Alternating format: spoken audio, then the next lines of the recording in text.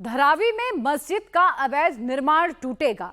4-5 दिन के अंदर खुद मस्जिद के ट्रस्टी तोड़ेंगे, जैसा उन्होंने लिखित में दिया है। अगर वो खुद नहीं तोड़ेंगे तो फिर बीएमसी दोबारा अवैध निर्माण को तोड़ने जाएगी। मस्जिद का अवैध निर्माण टूटना पक्का है। आज धारावी में अवैध निर्माण को बचाने के लिए कई तरह के प्रयोग किए गए। इन प्रयोगों में पहला स्टेप एक रात पहले ही शुरू हो चुका था। हमारे बाप का घर नहीं है, जिससे लेना है। आज जो ढांचा मस्जिद की शक्ल ले चुका है, उस मस्जिद के ऊपर कोई आंच नहीं आनी चाहिए। प्रति चिंटू है, विश्व हिंदू परिषद, आरएसएस। ऐसे पूरे धारावी में कम से कम 70 से 80 मस्जिदें हैं। अब कहाँ पे ढांचा गिराएंगे, कहाँ पे करेंगे?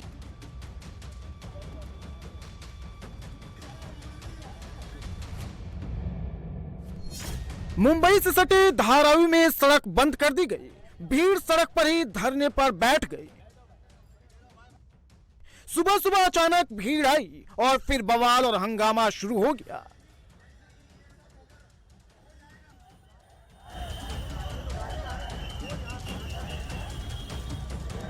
आप सभी लोगों से गुजारिश है कि आप लोग उस तरफ जाएं, माहौल मत खराब करो। बात हो रही है। आप लोगों से गुजारिश है कि आप लोग आगे जाएं, या बैठ जाओ। बीएमसी की गाड़ी पर हमला किया गया, पत्थरबाजी की गई, शीशे तोड़े गए, बीएमसी की टीम को निशाना बनाया गया। क्या ये हर जगह वहीं पर हो रहा है जहां पर ये बीजेपी की सरकार है, गवर्नमेंट है, वहीं पे बुलडोजर की सरकार चल रही है? आपको ऐसा नहीं लगता?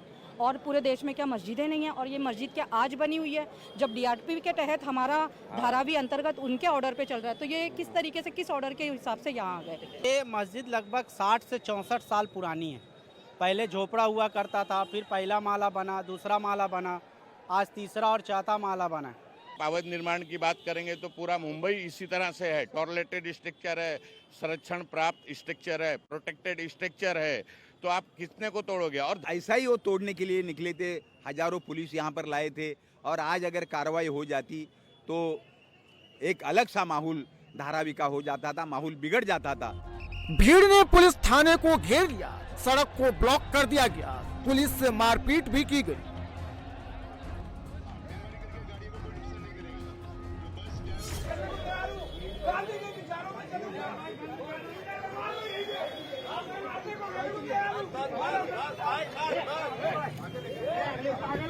हंगामा और बवाल इतना बढ़ा कि कई थानों की पुलिस फोर्स को बुलाना पड़ा, तब भी भीड़ नहीं मानी और धारावी पुलिस थाने को चारों तरफ से घेर ली। कोई भी धार्मिक स्थल पे ऐसी छेड़छाड़ करना ये सरकार को जरूरी नहीं है। ये सरकार अगर कर भी रही है, ये एक देख के, धार्मिक देख के काम कर रही है। ये सरकार को ऐसी कदम उठाने की कोई जरूरत नहीं है। फिलहाल इसमें बिल्कुल देखिए, इनकी तरफ से दलील दी जा रही है कि उन्होंने नोटिस भेजा था। अवैध ढांचे की बात कह रहे हैं वो लोग, इसको लेकर आप क्या कहेंगे? कोई अवैध नहीं है, कोई अवैध नहीं है। वो धार्मिक हमारा स्थल है, हमारी मस्जिद है, उसको हाथ लगाने की कोई जरूरत नहीं है। इसमें पूरा हमारा पूरा समाज इसमें खड़ा है। तो मस्जिद हो, ये चीज जो होती है, ये आदमी की पूजा के लिए मंदिर होती है, नमाज के लिए हमारी मस्जिद होती है। इसमें कहीं छेड़छाड़ करने की जरूरत है। ये सरकार फायदा उठाने की कोई काम करती है। ये पॉलिटिकल जो दिमाग लगा रही है, इससे दूर रहना चाहिए। नहीं, ये सरकार को उखाड़ के महाराष्ट्र से बाहर जनता फेंकने वाली है। इसमें से बेफिक्र है। ये महाराष्ट्र में नहीं, पूरे देश में ये सरकार कहीं की नहीं रहेगी। अवैध ढांचा एकदम रात में तो बन के तैयार नहीं हो गया। जिस वक्त वो ढांचा बन रहा था उसी वक्त उनको कार्रवाई करनी चाहिए। आज एक ढांचे ने पूरी मस्जिद की शक्ल ले ली है, लोग उसमें नमाज अदा कर रहे हैं, और ऐसी सूरत में आप बोलोगे कि हम वो ढांचे को गिराएंगे, तो आप एक ढांचा नहीं गिरा रहे हो, एक आप धार्मिक स्तर गिरा रहे हो। और वो ऐसा धार्मिक स्तर है जिससे लोगों की भावनाएं जुड़ी हुई थी। या तो अगर आपको करना था तो वो जिस वक्त ढांचा बन रहा था, जिस वक्त वो ढांचे की शक्ल में था, वो उस वक्त है ना उस कार्रवाई को करते, तो वो अलग एक मैटर था। मस्जिदों में थोड़ा जगह बढ़ाने की कोशिश कर रहे हैं, तो उस पर हमारे मुख्यमंत्री को भी थोड़ा बड़ा दिल करना चाहिए था, और बीजेपी को भी बड़ा दिल करना चाहिए। अपोजिशन की पार्टी और जो रूलिंग पार्टी है उनको भी अपना दिल बड़ा करना चाहिए कि भाई रोड पे पढ़ने के लिए तो परमिशन नहीं हो रहेगा अभी, और लोग चाहते भी नहीं है कि लोगों को तकलीफ हो। रोड पे सड़क जाम होती है, लोगों को आने जाने में दुश्वारी होती है। तो ये मसला हम लोग भी चाह रहे हैं, इसी के लिए मस्जिदों में थोड़ी जगह बढ़ाई जाती है। अब कोई कंप्लेनर कंप्लेन करता है तो सरकार की जिम्मेदारी है उसको समझाएं अपने तरीके से। मस्जिद तो कुछ अंदर में है, ठीक है ना, और दूसरी बात यह है कि से रोड पे नमाज होती है तो उसके लिए भी है मना करते हैं कि रोड पे है नमाज नहीं होनी चाहिए, आने जाने वाले को तकलीफ होती है, गाड़ी वाले को तकलीफ होती है। इस वजह से अगर एक माला अगर ज़्यादा हो गया तो उससे तकलीफ की, अगर तकलीफ है तो आके मशवरा करे, बात करे क्या तकलीफ है, नहीं है तो उसका मसला हल निकालेगी सरकार। बातचीत दरअसल पूरा हंगामा धारावी के शुभानिया मस्जिद के अवैध हिस्से को तोड़ने को लेकर मचा। ये वही मस्जिद है जिसे बीएमसी की टीम सुबह सुबह पूरे दल बल के साथ अवैध हिस्से को ढाने के लिए पहुंची थी, लेकिन भीड़ ने बीएमसी की टीम पर हमला बोल दिया।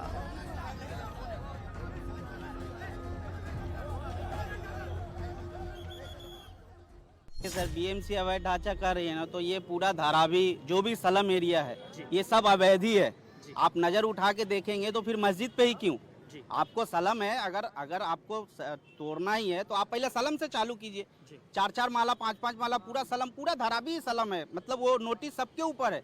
तो आप मस्जिद पे ये निशाना बनाना चाह रहे हैं और एक जाति धर्म को विशेष करके टारगेट करना चाह रहे हैं, ये सही नहीं है। और ये यहाँ आप देखिए कि यहाँ से लेके साहिल होटल तक कम से कम नहीं तो 50,000 पब्लिक है आपकी नज़र के सामने। कहीं से कोई नहीं, सब शांतिपूर्वक बैठे हुए। हमारा सरकार से ये निवेदन है कि ये सब ना करें। अच्छे पहले हम लोग जो है डीआरपी लागू है, हम लोग जो है रोड पे नमाज पढ़ा करते थे, वहाँ पे भी ठीक है, आज मस्जिद में पढ़ रहे हैं, रोड पे भी बंद कर दिया। मस्जिद के ऊपर भी इस तरह की कार्रवाई, ये सब महाराष्ट्र में इलेक्शन है, इसको लेके जो है इस तरह की बातें हो रही है।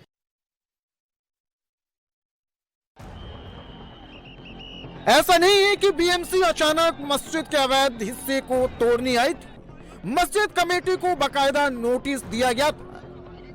बीएमसी ने 20 अगस्त को धारावी के शुभानिया मस्जिद को नोटिस दिया था, जिसमें साफ लिखा है कि मस्जिद में अवैध निर्माण की शिकायत की गई है, जिसकी जांच बीएमसी की टीम 5 सितंबर के बाद कभी भी आकर करेगी।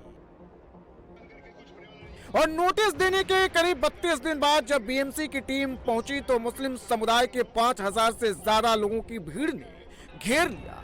पूरे इलाके को हाईजैक कर लिया गया। भीड़ ने अपने आगे महिलाओं को कर दिया ताकि पुलिस एक्शन न ले सके, और एक्शन होता भी है तो पुलिस की बदनामी ज्यादा हो। अपील की गई थी कि इस पूरे डिमोलिशन पर स्टे लगाया जाए। हालांकि अभी तक आपको बताएं कि कोर्ट की तरफ से कोई भी स्टे नहीं लगाया गया है, इसीलिए बीएमसी अधिकारियों ने ये बात पहले ही कन्वे कर दी कि इस मामले में पुलिस में आपने केवल अपील की है, आपने कोर्ट में अपील दाखिल की है। इस वक्त आपकी तरफ से कोई भी जो ठोस कोर्ट का आदेश है वो अभी तक नहीं आया है, इसलिए आज जो ये डिमोलिशन है उसे पूरा किया जाएगा।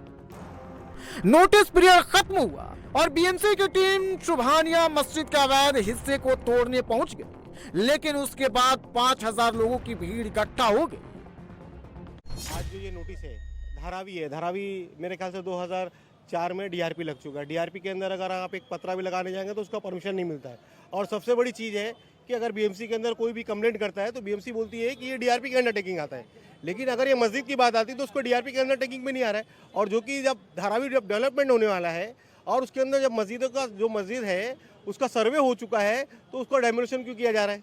जब धारावी डेमोलिश होकर नहीं बनने वाली है तो, लेकिन जब उसका सर्वे भी हो चुका, सर्वे पावती है ये दिखा भाई साहब, जब मस्जिद का सर्वे हो चुका और सर्वे के अंदर डीआरपी के अंदर है, बोले धारावी के लोगों को धारावी में दिया जाएगा, और ये सर्वे होने के बावजूद ये बीएमसी चाहती क्या है आखिर? मुझे समझ में नहीं आ रहा है कि एक तो बात बोलती है डीआरपी है धारावी, और डीआरपी के अंदर अगर कोई कंप्लेनर रहता है, किसी का कंप्लेंट मारता है तो उसको बोलते हैं कि जाके डीआरपी उसका एक्शन लेगी। लेकिन ये डीआरपी जो मस्जिद का है अगर वो इलीगल है तो उसका सर्वे क्यों हुआ? सियासत शुरू हो गई। महाराष्ट्र कांग्रेस अध्यक्ष वर्षा गायकवाड़ मस्जिद को तोड़ने से रोकने के लिए सीधे एकनाथ शिंदे के पास पहुंच गई।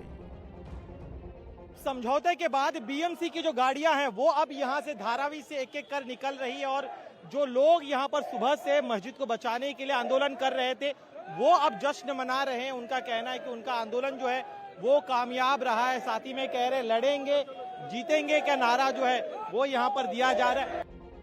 भीड़ जुटाई गई, धरना दिया गया, माहौल बनाया गया। 8 दिन का समय मिलने की बात कही गई। बीएमसी की टीम लौटी तो जश्न मनाया गया। थाने के बाहर भीड़ जमा थी, लेकिन थाने के अंदर क्या हुआ वो ये चिट्ठी बता रही है। ये चिट्ठी पुलिस स्टेशन के अंदर लिखी गई है। बीएमसी को ये चिट्ठी लिखी गई है, शुभानिया मस्जिद को लेकर लिखी गई है। लिखा कौन है? मस्जिद के ट्रस्टी ने गुलाम हुसैन, शौकत अली अंसारी, अशफाक खान और इमरान खान ने। अब इस चिट्ठी में लिखा क्या है ये भी जान लीजिए। आपसे निवेदन है कि हमारे मस्जिद में महानगर पालिका ने अवैध निर्माण को लेकर नोटिस दिया है। हमें 4 से 5 दिन का समय दिया जाए, हम खुद अवैध निर्माण को हटा देंगे। और बीएमसी की टीम इसी राजीनामे के बाद लौटी, क्योंकि अवैध निर्माण है तो एक्शन होगा, उसे तोड़ा तो जरूर जाएगा। असं आहे की या संदर्भात माननीय न्यायालयाचे निर्णय आहेत। अनधिकृत बांधकाम काढून टाकण्याच्या संदर्भात मागच्याही काळामध्ये सांगण्यात आलं होतं, त्याची कारवाई देखील बीएमसीने मागच्या काळामध्ये सुरू केली होती। त्यावेळेस अशी विनंती आली होती की ईद झाल्यानंतर हे अतिक्रमण काढण्यात येईल। आज देखील टीम त्या ठिकाणी गेली होती, त्यावेळेस त्यांनी सांगितलं आहे की पुढच्या 4-5 दिवसात आम्हीच ते अतिक्रमण काढतो, त्यामुळे ती टीम त्या ठिकाणून परत आलेली आहे। 4 दिन बाद अगर अवैध निर्माण को नहीं हटाया गया तो बीएमसी का बुलडोजर चलना तय माना जा रहा है।